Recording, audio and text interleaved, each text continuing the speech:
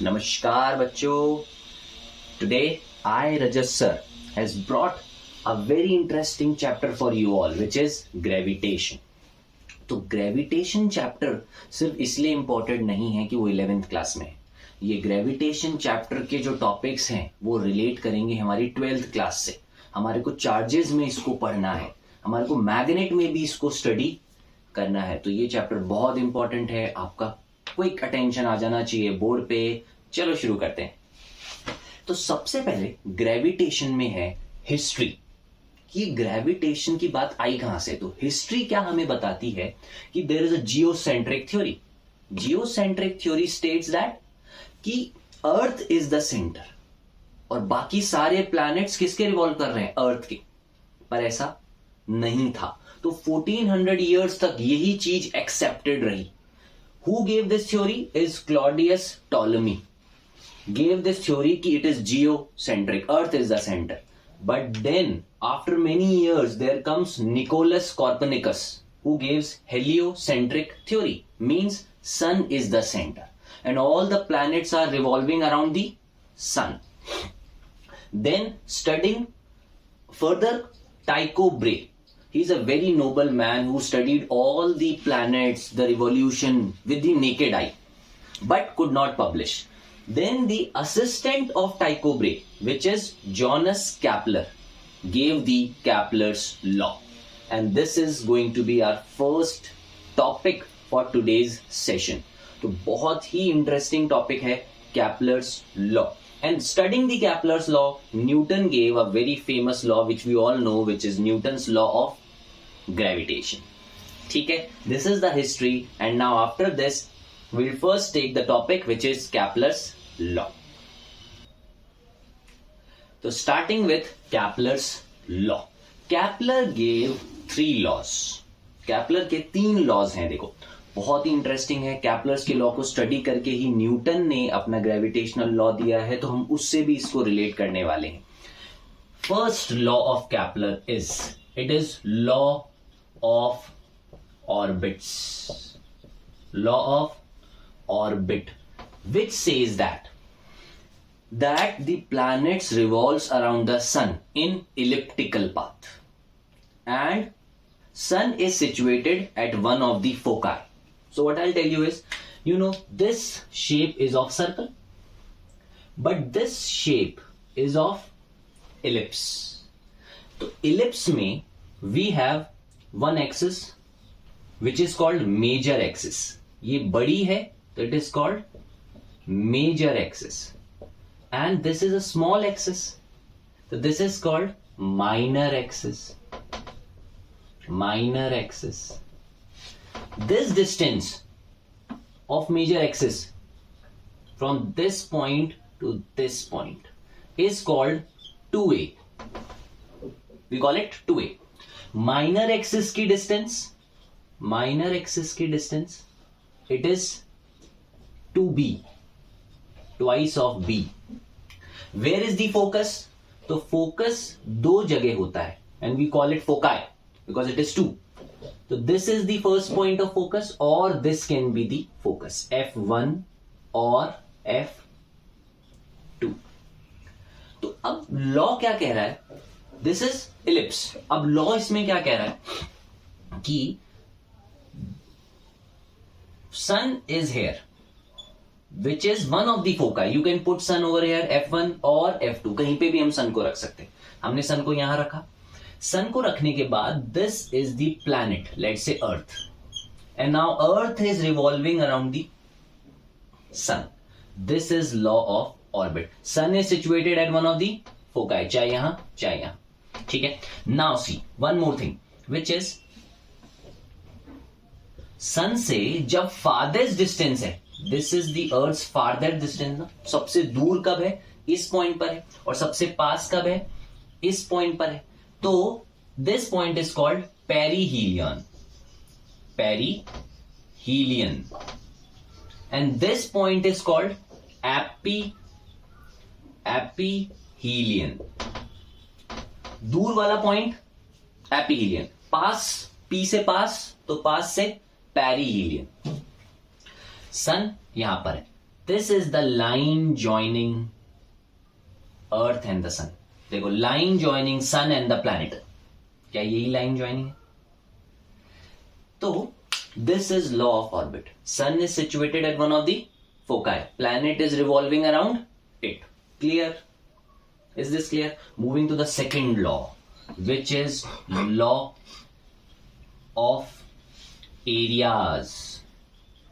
Law of areas. What it says कि while revolving, see very important law, very important law. और यहीं से हमारे पास क्वेश्चन बनने वाले हैं एग्जाम में. सन कहाँ है? सर फोकस पर है. प्लैनेट क्या कर रहा है? रिवॉल्व कर रहा है. तो प्लैनेट का पोजीशन ये रहा पहला, सेकेंड पोजीशन ये रहा. Line joining planet and the sun. देखो, line joining planet and the sun.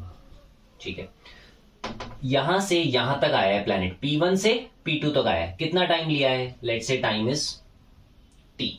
Again planet ने मूव किया है P3 पोजीशन से P4 पोजीशन में. कितने टाइम में? वही सेम टाइम T में. अब देखो, सुनो, ये सन है और यहां पर अर्थ है. तो अर्थ एक महीने में, लेट्स से 1 मंथ में अर्थ यहां P1 से P2 गई. सिमिलरली इधर भी आई होगी, अर्थ सन के पास भी आई होगी, तब वो P3 से P4 गई है. तो क्या उसने कुछ एरिया कवर किया है क्या? Can you see this area? ये बहुत इंपॉर्टेंट है. ये एरिया दिख रहा है क्या?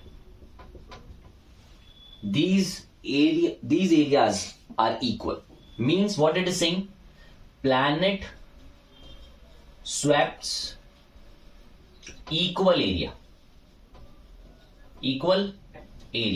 in equal interval of time. Planet swept equal area in equal interval of time means their aerial velocity is equal. अब यहां पर इस बात को हम समझा रहे हैं. सन से प्लैनेट इस पॉइंट पर दूर है, तो उसकी कुछ वेलोसिटी होगी क्या? किसी वेलोसिटी से तो वो मूव कर रहा है. Let's say that velocity is v1. फिर जब P3 पे आया या P4 पे आया, तब उसकी वेलोसिटी क्या है? Let's say it is v2. तो कहां पर वेलोसिटी ज्यादा है, कहां पर कम? जब दूर है तब वेलोसिटी ज्यादा है, जब पास है तब ज्यादा है. तो कहां होगा? जब पास है, मींस पेरिहीलियन वाला पॉइंट है. v2 greater than v1. ना पूछा ऐसा क्यों? क्योंकि जब सन के पास है तो फोर्स भी ज्यादा लग रहा है, और फोर्स ज्यादा लगेगा तो वेलोसिटी भी तेज होगी, फास्ट होगी. तो v2 is greater than v1. This is the point. तो जब दूर है तो स्पीड कम है, और जब पास है तो स्पीड ज्यादा है. तो दीज एरियाज, कौन सा एरिया? एरिया देखना, area S P1 P2 upon T is equals to area S P3 P4 upon T. Distance upon time नहीं है ये स्पीड नहीं है, ये एरिया अपॉन टाइम. तो डिस्टेंस अपॉन टाइम को हम वेलोसिटी बोलते हैं, लीनियर वेलोसिटी, पर एरिया अपॉन टाइम को हम बोलते हैं एरियल वेलोसिटी. तो these two areal velocities are equal. This is the law of area. तो पहला क्या था? सन कहां पर है? फोकस पर है. प्लैनेट क्या कर रहे हैं? उसके अराउंड घूम रहे हैं. किस पाथ में घूम रहे हैं? इलिप्स के पाथ. सर्कल नहीं, इलिप्स के पाथ में घूम रहे हैं. दूसरा क्या है? Law of areas. वो क्या कह रहा है? प्लैनेट इक्वल एरिया स्वेप्ट करता है इक्वल इंटरवल ऑफ टाइम में. अब हम क्या कर सकते हैं? इसका प्रूफ कर सकते हैं.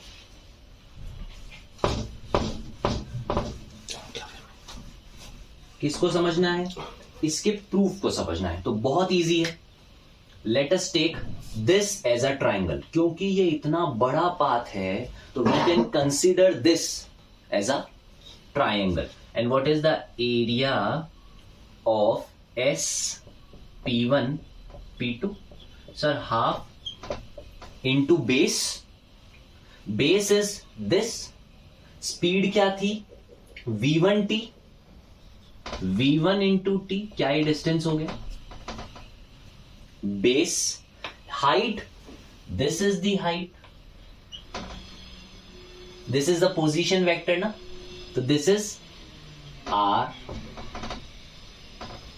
Half into base into height. Okay, अब इधर हम क्या कर सकते हैं, what we can do is we can multiply with mass, ऊपर और नीचे दोनों तरफ मास से मल्टीप्लाई. तो देखना क्या बनने वाला है, इट इज r या इंटू है r cross mv and t is also there. ठीक है, तो ये क्या बन जाएगा, 1/2m r cross p and t. This is area again. Okay, so this factor, this is area s p1 p2. Now when we divide this s p1 p2 with t, t कहां से आ रहा है, यहां से आ रहा है. This is what, r cross p, r cross mv is what, p, हमने पढ़ा है. इसके बाद this is called r cross p is called L, angular momentum. And from the conservation of angular momentum, conservation of angular momentum says this L is constant or not. तो अब L भी constant है, 2 भी constant है, M भी constant है. That means this aerial velocity is constant. Are you getting my point? तो first तो बहुत इजी था कि सन फोकस पे है, प्लैनेट्स उसके अराउंड रिवॉल्व करते हैं इलिप्टिकल पाथ में, ठीक. बट लॉ ऑफ एरियाज क्या था, ये इंपॉर्टेंट है. Planet swaps equal area in equal interval of time, मतलब उनकी एरियल वेलोसिटी सेम है. ये जो एरिया स्वैप्ड हुआ है, ये जो दोनों एरिया स्वैप्ड हुए हैं, वो एरिया सेम टाइम में सेम स्वैप्ड हुए, सेम टाइम में सेम स्वैप्ड हुए. Are you getting my point? Moving to the third and the last law of Kepler which is very important, और उसी से न्यूटन का भी लॉ डिराइव हुआ है. ठीक है, लॉ ऑफ एरियाज के बाद law of areas, the proof of law of areas. Third is law of periods. Third is what? It is law of periods. What it says? बहुत easy. Time period of revolution का square. This is what? This is what? Time period of revolution. Rotation नहीं, revolution. Earth का complete is directly proportional to a cube. a अभी भी मैंने बताया था. what is a? तो हमने माना था 2a, और कंप्लीट 2a क्या था, मेजर एक्सिस का डिस्टेंस. हमें क्या चाहिए, this is called semi major axis, क्योंकि हाफ है ना. 2a is what, major axis, a is what, semi major axis. Half हो गया, सेमी मेजर एक्सिस हो गया, तो वो उसके क्यूब के प्रोपोर्शनल है. This is law of periods. ठीक है, एक बार देख लें क्विकली. इलिप्स बनाया, इलिप्स के फोकाई पर सन को रखा, सन के बाद minor axis, major axis. This distance is called A, this distance is called B. तो ए का cube is your law of periods. Clear है? To remove the sign of proportionality we put a constant, और यहां पर constant आ जाएगा k. तो t square is equals to k a cube, है कि नहीं? t square is equals to k a cube. Clear? Okay, now from this third law Newton derive the universal law of gravitation. ठीक है, इससे derive किया. But before moving हम Kepler's का एक क्वेश्चन करते हैं. ठीक है, कैपलर्स का क्वेश्चन क्या है, and that question is on कैपलर का थर्ड लॉ, क्योंकि फॉर्मूला तो यहीं बन के आ रहा है. T square is proportional to A cube. तो क्वेश्चन क्या क्या है कि let's say this is earth, this is earth, अब उसके आसपास एक सैटेलाइट रिवॉल्व कर रहा है, दिस इज योर सैटेलाइट। तो सैटेलाइट का डिस्टेंस अर्थ के सेंटर से कितना है, लेट्स से 7.5 आर। अब एक और सैटेलाइट, अनदर सैटेलाइट, वो ये रहा, और इस सैटेलाइट का this is S1, this is S2, और इसका सरफेस से डिस्टेंस कितना है 2.5, लेट्स से 2.5 आर। क्लियर? तो what we have to find is कि this is satellite 1, this is satellite 2, और सैटेलाइट 1 का टाइम पीरियड हमें गिवन है, सैटेलाइट 1 का टाइम पीरियड हमें गिवन है, और वो टाइम पीरियड कितना हम माने, let's say time period is T, उसका टाइम पीरियड टी है। तो we have to find out the time period of second satellite, कि सेकेंड सैटेलाइट पूरा चक्कर कितनी टाइम में कर लेगी। यूज क्या करना है, न्यूटन का, कैपलर्स का थर्ड लॉ। तो T square is equals to K, distance कितना है, डिस्टेंस कितना है 7.5 आर का होल क्यूब। सेकंड के लिए फाइंड आउट करना है, सेकंड के लिए इक्वेशन लिखा T square is equals to K 2.5। अब देखो 2.5 नहीं लेंगे, सेंटर से डिस्टेंस लेना होता है, तो it is R plus 2.5 which is 3.5 R का whole cube, dividing the two equations. दोनों इक्वेशंस को क्या कर देंगे, डिवाइड कर देंगे। तो क्या आएगा, T square upon T2 square, के से के कैंसिल आउट हो गया। अब अगर इसको हम 7 मान ले, 7.5 की जगह हम 7 मान ले, तो it will be easy for us ना। तो ठीक है, 7, कीप इट 7, के कट गया है, 7 का क्यूब, आर स्क्वायर भी कट गया है, 3.5 का भी क्यूब कैंसिल आउट होगा अब easily. T square is equals to T2 square is equals to 7 into 7 into 7 upon 3.5, 3.5, 3.5, ठीक है, इंटू पॉइंट सबके अगर हटा दिए हमने, इन सबके पॉइंट हटा दिए, तो इट विल बी 1000, 1, 5, 1, 5, 1, 5। अब इसको कैंसिल करते हैं तो 200, 1, ये 40, 1, ये हो गया 8। ठीक है, तो T2 निकालना है, तो T2 square is equals to T square upon 8। T2 will be root which will be T upon 2√2, T upon 2√2। तो दिस टाइप ऑफ क्वेश्चन कि एक सैटेलाइट का हमें टाइम पीरियड भी दिया है और पूरा उसका डिस्टेंस भी दिया है, टाइम पीरियड भी दिया है और डिस्टेंस भी दिया है। सेकंड में डिस्टेंस दिया है पर टाइम पीरियड पूछा है, पर हमें डिस्टेंस लेनी कहां से, from the centre of the earth to the centre of the body, satellite, planet, कोई भी वो हो सकता है, उसके पूरा सेंटर टू सेंटर डिस्टेंस लेना है। क्यों लेना है, क्योंकि ग्रेविटेशनल फोर्स सेंट्रल फोर्स होता है, gravitational force is a central force. तो this is one of the question on the law of periods. आप studying this law of period, इस लॉ ऑफ पीरियड को स्टडी करने के बाद न्यूटन गेव द लॉ, ठीक है, और न्यूटन ने लॉ दिया, लॉ ऑफ ग्रेविटेशन। अब लॉ ऑफ ग्रेविटेशन क्या है वो देखो, वो हमें याद भी है from the 9th class, we remember, क्या याद है हमें कि this is mass m1, this is mass m2, उनके बीच में डिस्टेंस, सेंटर टू सेंटर के बीच में डिस्टेंस r, ठीक है, they will attract each other. कहता क्या था कि every object in this universe attracts each other, easy. इनके बीच में फोर्स होगा जिसका वैल्यू क्या था याद है, G m1 m2 upon r square. But ये डिराइव कहां से हुआ, ये डिराइव कहां से हुआ, तो ये डिराइव हुआ कैपलर्स के थर्ड लॉ से। तो कैसे हुआ, what is Kepler's third law, third law of कैपलर क्या था, वो था sir T² is equals to KR³।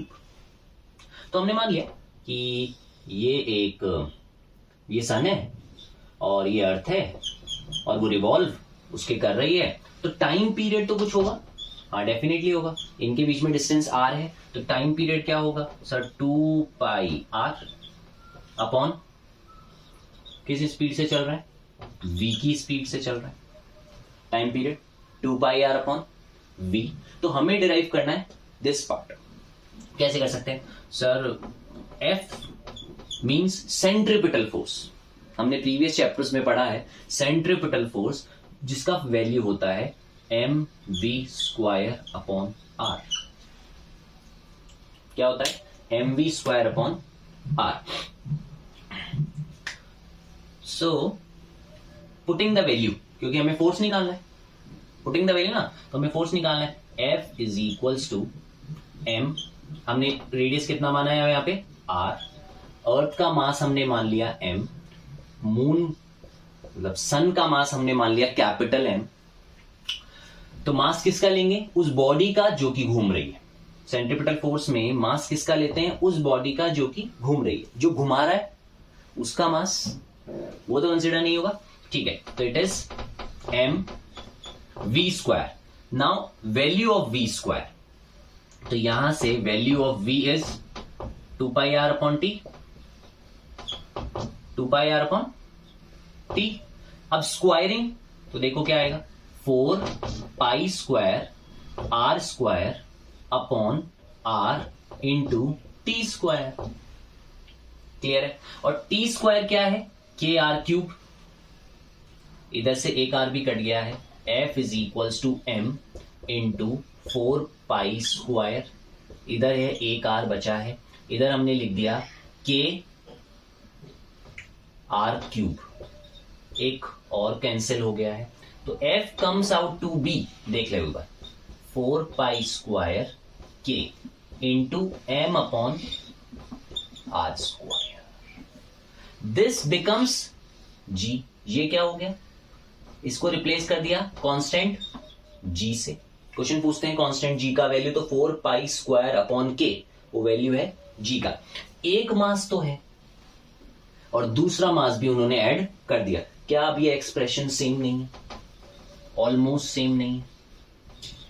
तो उन्होंने एडिशन इसमें क्या किया कि ये म्यूचुअल अट्रैक्शन है, कि अगर सन अर्थ पे फोर्स लगा रहा है तो अर्थ भी सन पे इक्वल एंड अपोजिट फोर्स लगा रहा है। तो उन्होंने एक और मास उसमें एड ऑन कर दिया। देखा, कैपलर से डिराइव हुआ न्यूटन का लॉ। अब ये जो न्यूटन का जो फोर्स आया है, ग्रेविटेशनल फोर्स आया है, उसकी कुछ है characteristics. First characteristic, it is the weakest force in nature, weakest है। सेकेंड, लॉन्गेस्ट रेंज फोर्स है। सेंट्रल फोर्स है। न्यूटन का थर्ड लॉ ओबे करता है, एक्शन रिएक्शन फोर्स है। एंड इंडिपेंडेंट ऑफ मीडियम है, very important, independent of medium है।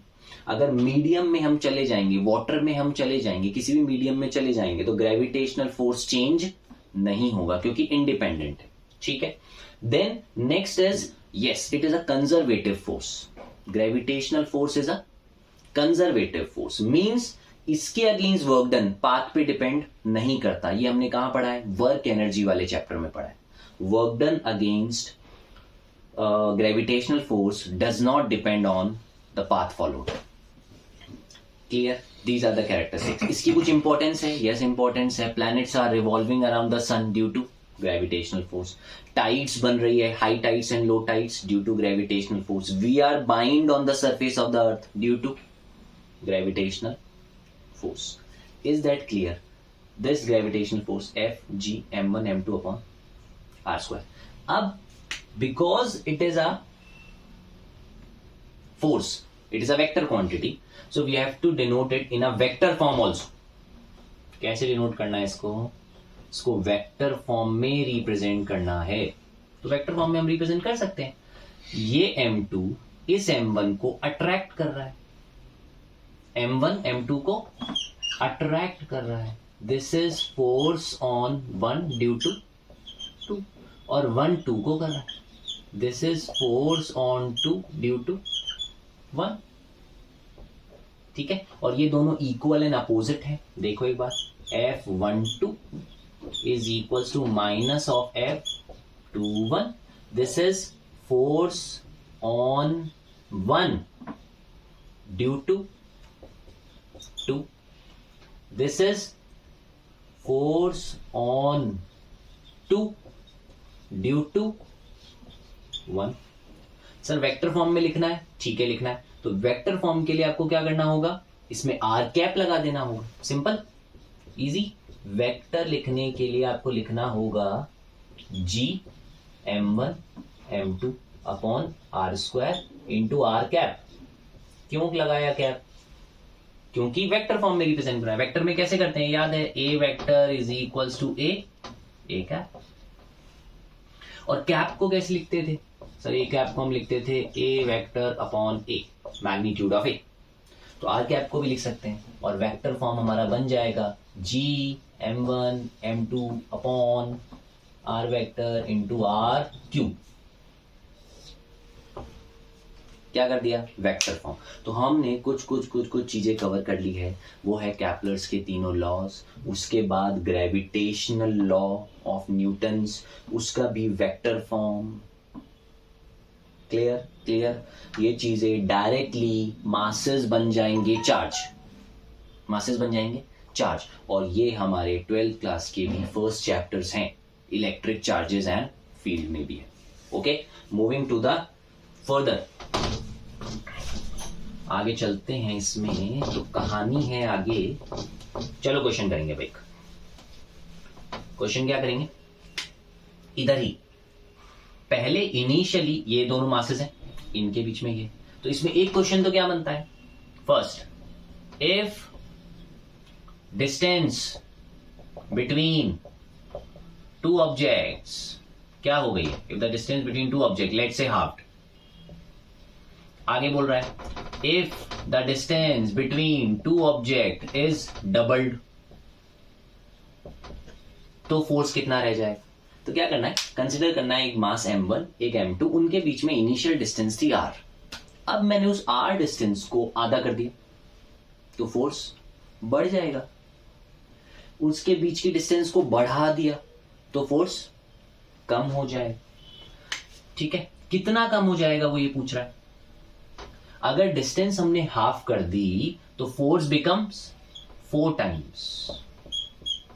कितना हो जाएगा, 4 टाइम्स. कैसे हो जाएगा, इट इज R/2 और R/2 का होल स्क्वायर करेंगे तो नीचे 2 का भी स्क्वायर होगा.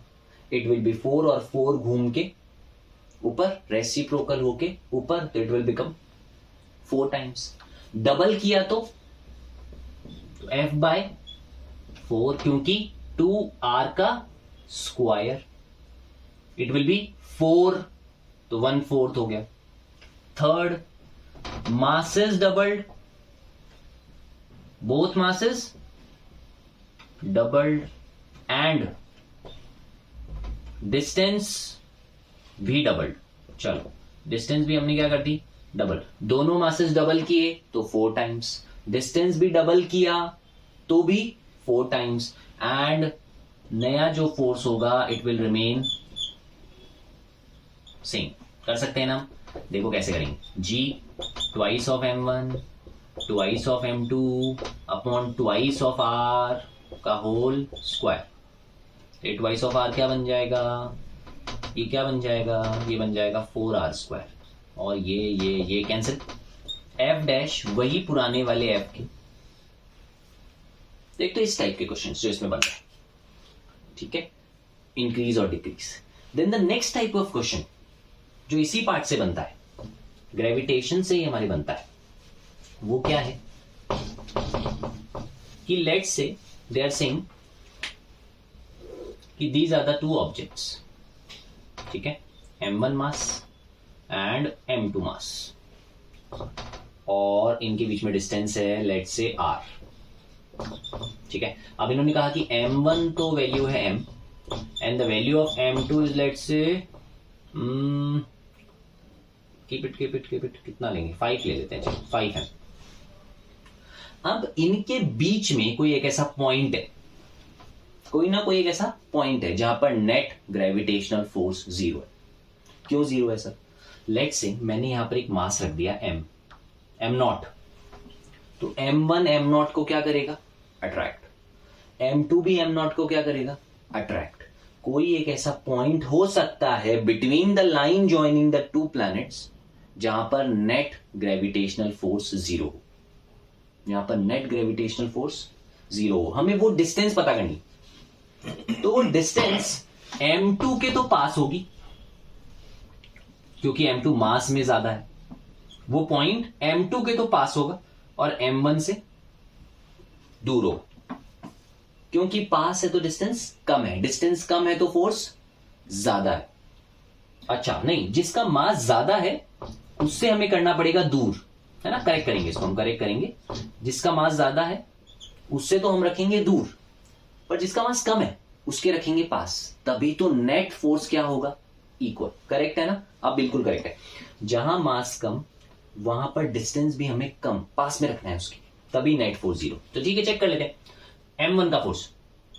सर F1 के लिए G M1 which is M into M not, हमने यहां पे कौन सा मास माना है?